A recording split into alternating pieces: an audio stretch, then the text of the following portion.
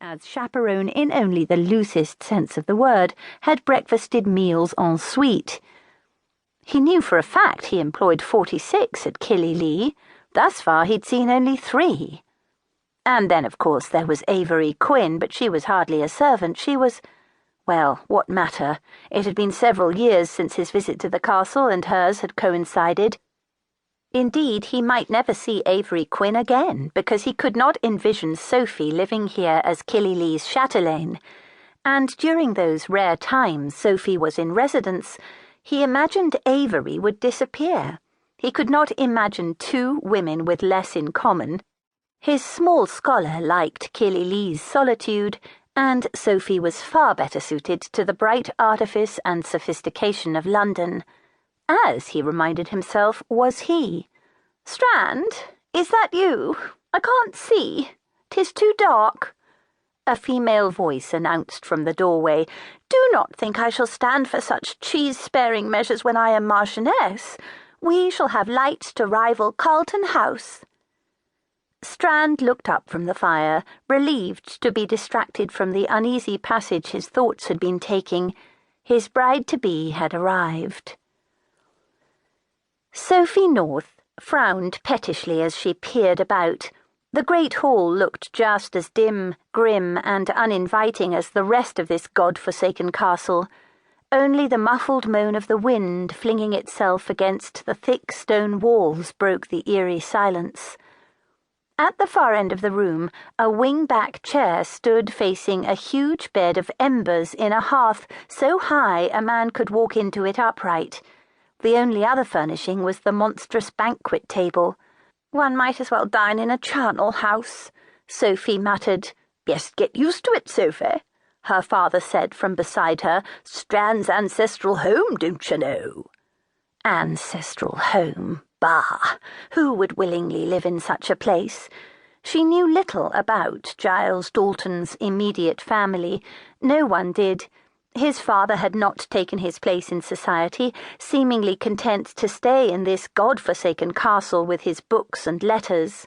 Strand's mother, the Marquis's second wife, had relocated to Italy with Giles's sister long ago, before Giles had become heir to the marquisdom. The first Marchioness had died in childbirth. Sophie didn't recall much about the first heir, other than that the boy hadn't lived long either.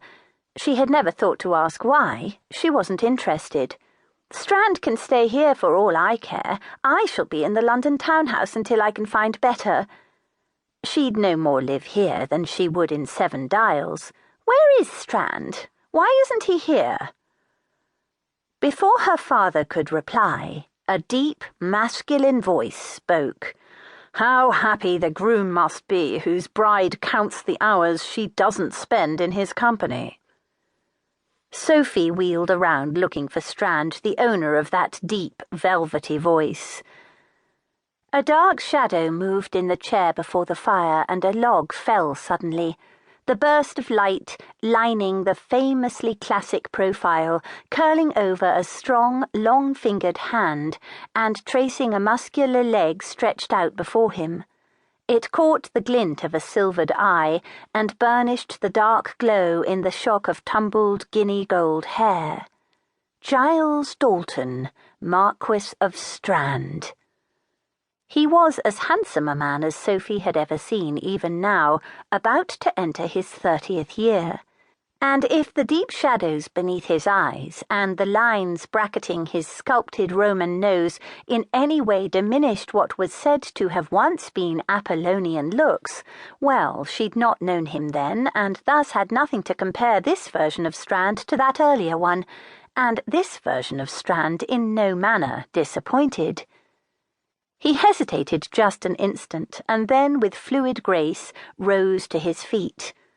The barbaric surroundings should have dwarfed him, made him look small, should have rendered him insignificant. It couldn't. He owned this room as surely as he owned any London salon. The exquisite cut of his cobalt blue coat, his flawlessly arranged cravat, the buff-coloured trousers that moulded to his long legs, were only trappings. Even without them he would draw the eye and rivet the attention.